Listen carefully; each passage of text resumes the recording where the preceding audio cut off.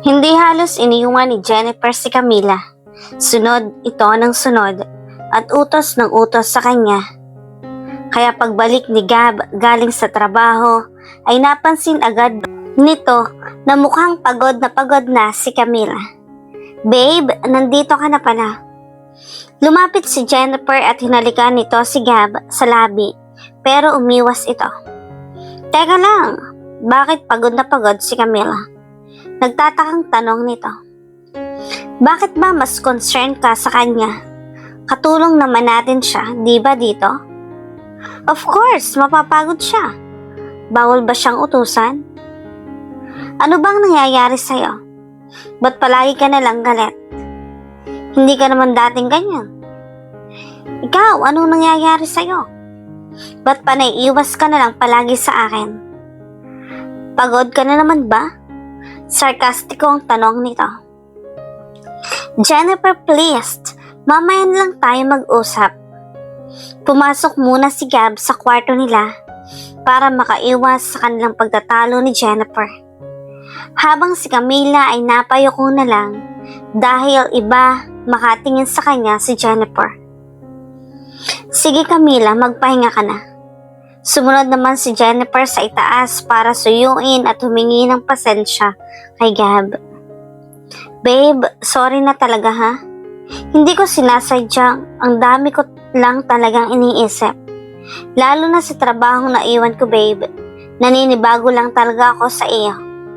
Hindi naman tayo dating ganito. Simula nang bumalik ako dito, ang dami ko nang napansin na nagbago. Sa'yo, hindi naman sa nakikipagtalo ako, babe. Pero sana naman magsabi ka sa akin kung ano ang problema natin para kahit papaano naman ay wala na akong iniisip. Paliwanag nito na may halong pag-aalala. Sa ngayon gusto ko sanang magpahinga muna. At saka na lang natin pag-usapan yan." "Sige babe." Walang gabing hindi umiiyak si Jennifer ng palihim dahil sa pinararamdam ni Gab sa kanya. Ang dating Gab na kanya kakilala ay ibang-iba na sa Gab ngayon, kaya paulit-ulit niyang pinag-iisipan kung sasabihin na niya ang totoo kay Gab nang tungkol sa kanyang nalaman sa kanilang dalawa ni Camila. Subalit kahit gigil na itong sabihin ang totoo kay Gab ay nagawa pa rin itong pigilan ang sarili at magkunwari sa dalawa. Kinabukasan ay maagang gumising si Camila at tinawagan nito ang anak habang ito'y nagluluto sa kusina. Ang hindi alam ni Camila ay lihim na nakikinig si Jennifer sa kanilang pag-uusap ng kanilang anak. "Ay anak, kumusta ka na?" Bati ni Camila sa kanyang anak sa kabilang linya. "Hello po mama, ito po. Mabuti-buti naman po mama. Kailan po kayo uuwi ni Papa dito? Miss na miss ko na po kasi kayo ni Papa," tanong ni Tintin.